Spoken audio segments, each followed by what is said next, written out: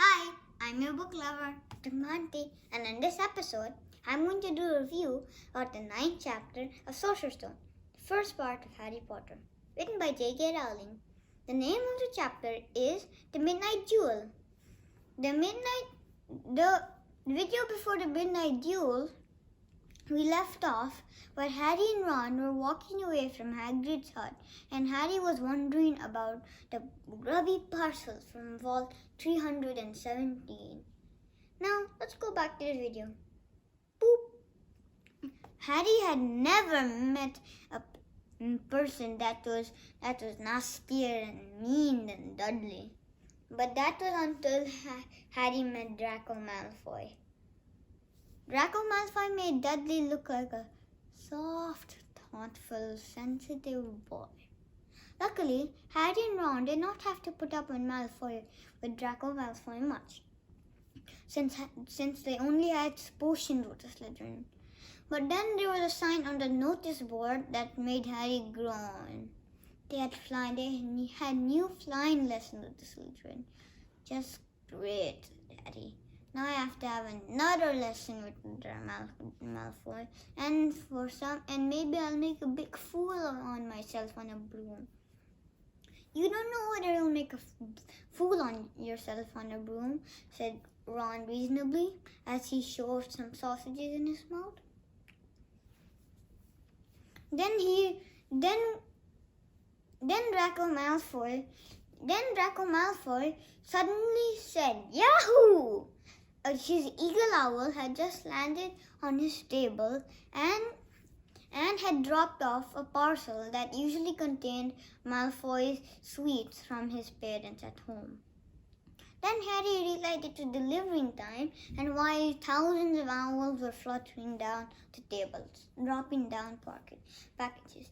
Then suddenly a barn owl dropped off Navali a package, and when Navali took out the package, he said excitedly, "Hey, this is a remember ball. A remember ball will turn red if I forget something. She knows I always forget stuff." Then Navali said, "Uh-oh, his remember ball is turning red."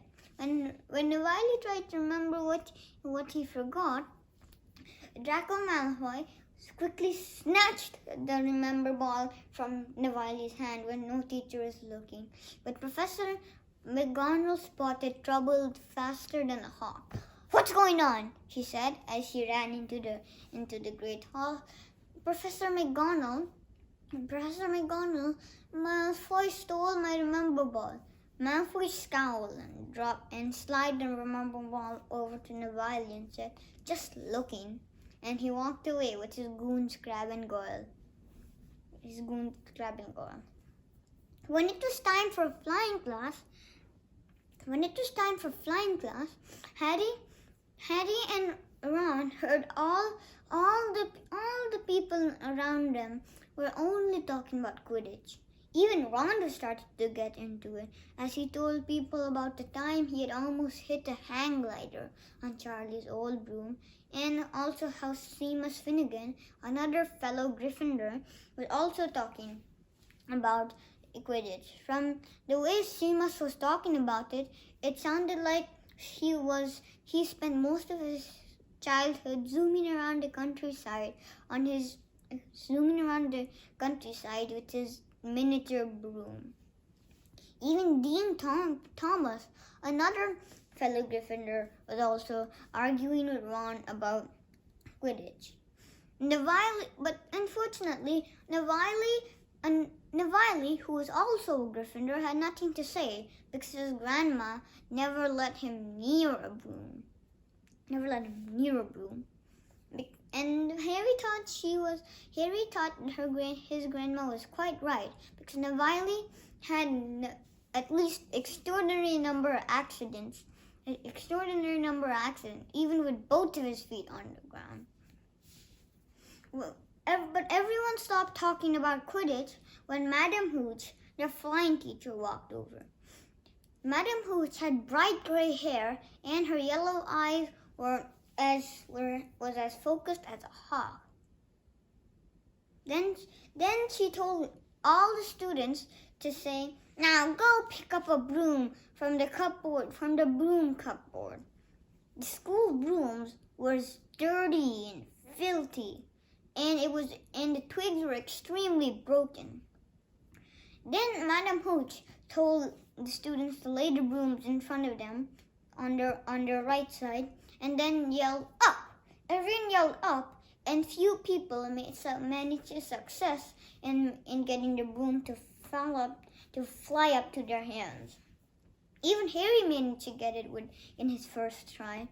But for Hermione, when she said up, her broom only rolled over to the left. And when Neville said up, the broom just sat on the floor. And it kind of looked to Harry. The broom kind of looked a little casual to him. Then when everyone managed to get a hold of their brooms, Madam Hooch said, "Now, on the count of on 3, you will all kick very hard on the ground and fly up and then come back down." Then she said, 1, 2, but Neville was nervous and jumpy, and before the whistle even touched Madam Hooch's lip, Neville shot out with his broom at him like a bottle flicked off its cork. 5 feet, 10 feet, 15 feet, 20 feet, 25 feet. Neville was zooming so fast that it was kind of like a record. Madam Hooch is screaming, "Stop, boy! Stop, boy!" But then Neville gasped. He fell off his broom. Then he fell down 25 feet, and with a painful crunch, he landed on the ground. Madam Hooch ran over to Neville and said, "Poor boy, he broke his wrist." And then he said, "Now nobody touch their brooms when I take this poor boy to the hospital wing, so that Madame Pomfrey can mend his wrist just like about a minute, so don't you worry." And then she took Neville off with her. Malfoy said, "Hey, did you see the look on that fat lump when he fell on the ground?" All the Slytherins joined Malfoy in taunting Neville. "Shut up, Malfoy," said a fellow Gryffindor called Parvati Patel. "Ooh, I never thought you'd be standing up for crybabies like Longbottom," said Pansy Parkinson, a Slytherin girl. "Hey, look!" Draco yelled. "It's that stupid ball that Lump's grandmother sent him." And Draco held up Neville's remember ball. "Give it back, Draco," said Harry quietly. Then Draco retorted to Harry, saying, "Ooh, I think I'll leave it somewhere for Longbottom to find. Ooh, how about I just fly it over and put it on that tree?" "Give it back, Malfoy!" shouted Harry, but it was too late. Malfoy was already shooting for the nearest tree, before he threw the ball at the tree, Harry kicked off from the ground with his broom in his hand. Then Harry suddenly felt it. Flying was a wonderful feeling. It was so easy, it did not need to be taught. It felt as if it were the happiest day in his life. And before Malfoy took out the remember balls from his pocket, Harry zoomed over to where Malfoy was, and he said, "Give the remember ball back, Malfoy, because I'm on the verge to almost knocking you off your broom." "Oh yeah," Malfoy said, but Malfoy sounded a little worried. "No Crab and Goyle to save your necks," Harry also yelled. Then Malfoy seemed to get the other idea. "Well then, catch it if you can," and he threw the remember ball down. Harry zoomed a 50-foot dive, and he caught the remember ball and landed on the ground gracefully. But when he was almost managed to make a smile, "Potter!" Professor McGonagall had watched the whole scene. "Never in my life have I seen you could have broken your neck," Professor McGonagall was stuttering angrily. Harry's smile was instantly wiped off his face. And then she said, "Follow me, Potter." And Harry was suddenly suddenly looking worried. He was going to be expelled only on his third week on Hogwarts? Then Harry frowned miserably as he saw Malfoy, Crabbe, and Goyle's triumphant faces. But then, instead of Professor McGonagall walking Harry to her office, she walked Harry to Professor Filtwick's office, and then she opened his classroom. Said, "Professor Filtwick, could I borrow wood for a moment?" Wood? Harry thought. Was wood a cane she was going to use on him? But instead, Wood was a burly fifth-year boy who was just taking his Owl's Charms test. What? Wood said, confused. "Follow me, you two," he said to Harry and Wood. And then finally they went up to Professor McGonagall's office. "Wood," said Professor McGonagall, "I think we found a new seeker for you." Wood's confused face suddenly turned into a face of delight. "Seriously?" he said. "Seriously," said Professor McGonagall. The boy did a 50-foot dive and catch this thing in a 50-foot dive and didn't even get a scratch. Charlie Weasley could not have done that.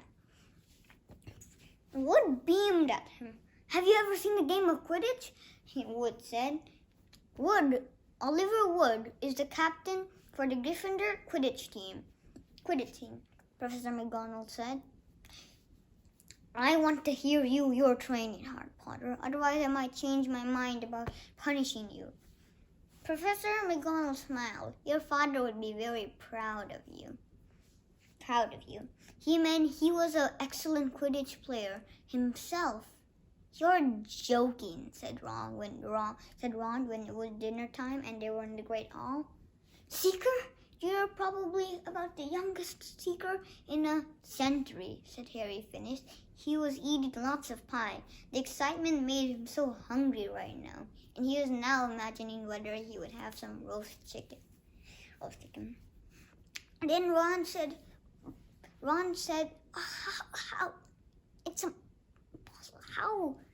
Then, when Ron was going to say something else, the Weasley twins, Fred and George, jogged off to Harry, and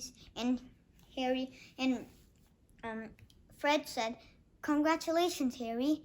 You made it on the secret team. Me and Fred are also on the team too. We're the beaters." And Fred imitated beating up something with a bat. Then suddenly, Draco Malfoy was walking over to them slowly, and he said, "Having your last meal, Potter, before you're on the train, being expelled from Hogwarts and going to live off with the Muggles?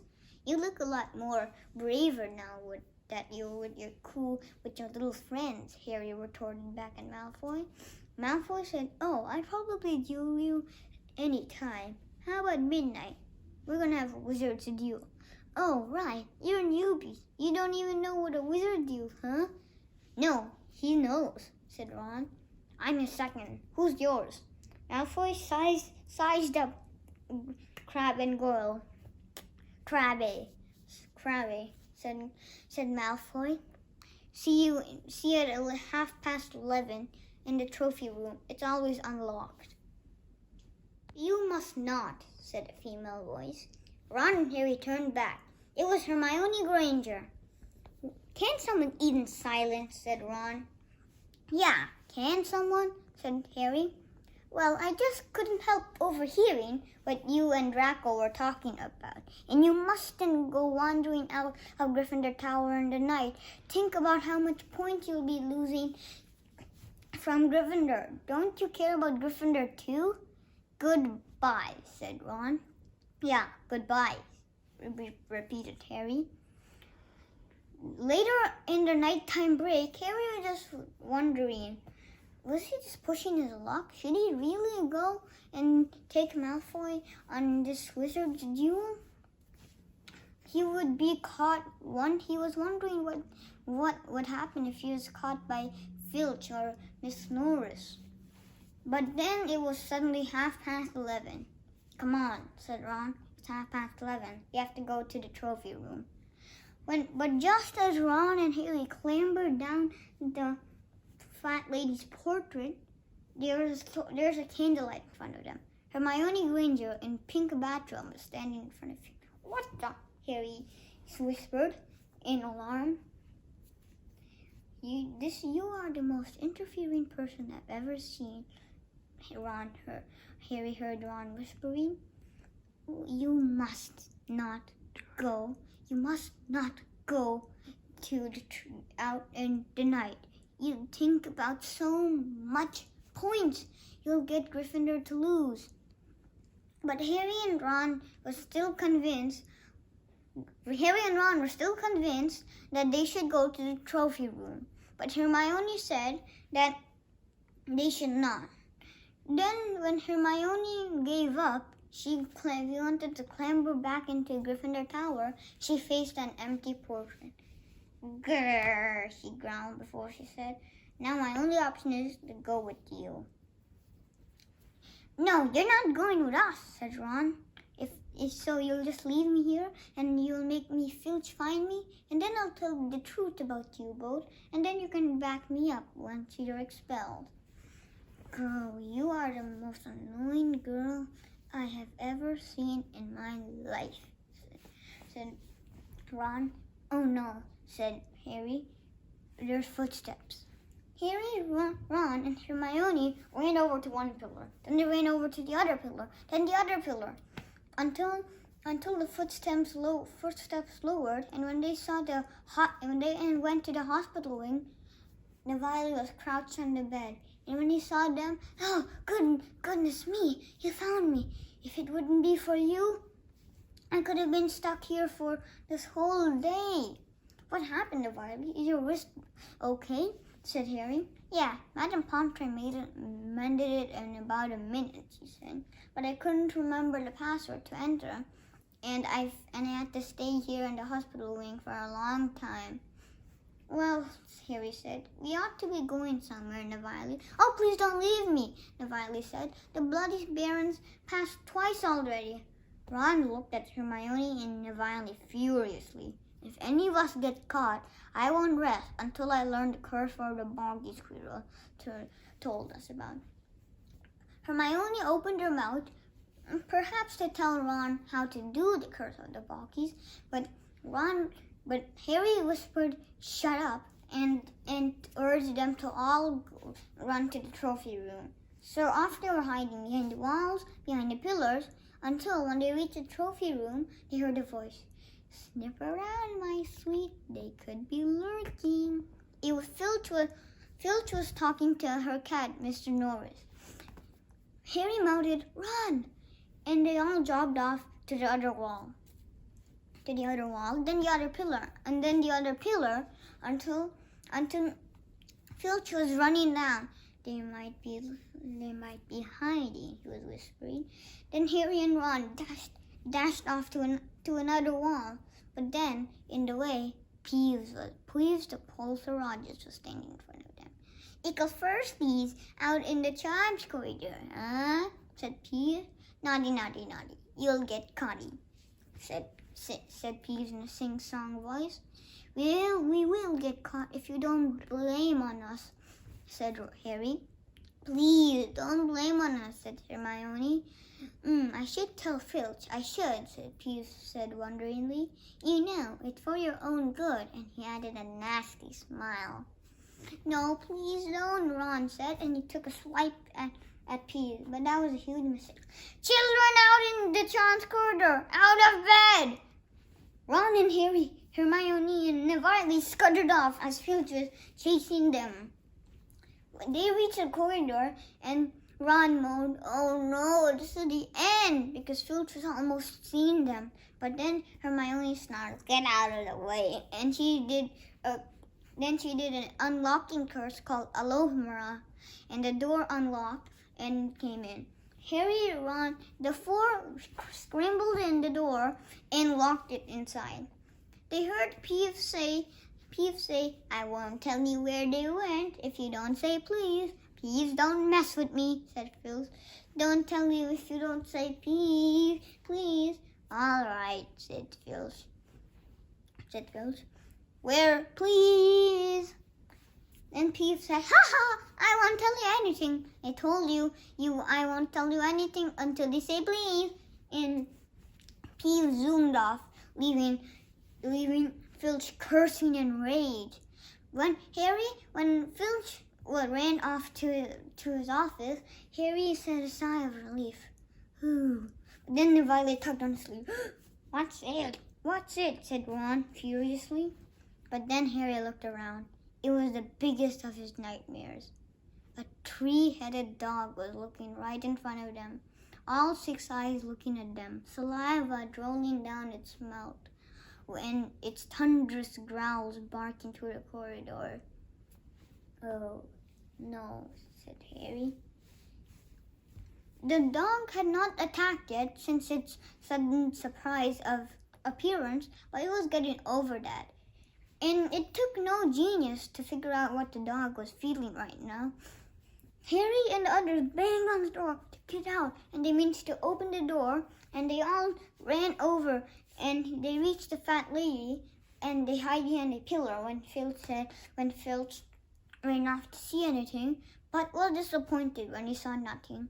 And Ron and Harry yelled, pigs down, to the fat lady, who was now on her portrait, and she opened up. They all clambered into Gryffindor Tower.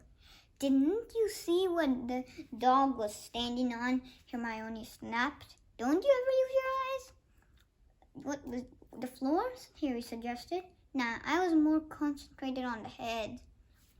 No, not the floor, said Hermione. The dog was standing on a trapdoor. So I hope you're all pleased with yourself. We could have gotten killed, or worse, expelled. And then she said she was going off to bed. Ron protested. We didn't drag her off to come with us. But Harry's mind was still wondering about the trapdoor. On the first day Harry and Hagrid met, Hagrid said that Gringotts was the safest place, but probably Hogwarts too. It seemed like Harry had known where the package from Vault 317 was now. Bye! I hope you liked this video, and don't forget to share, type in the comments below. Subscribe, share, and type in comments below. Also, don't miss my next video, review about the 10th chapter of Sorcerer's Stone. Bye!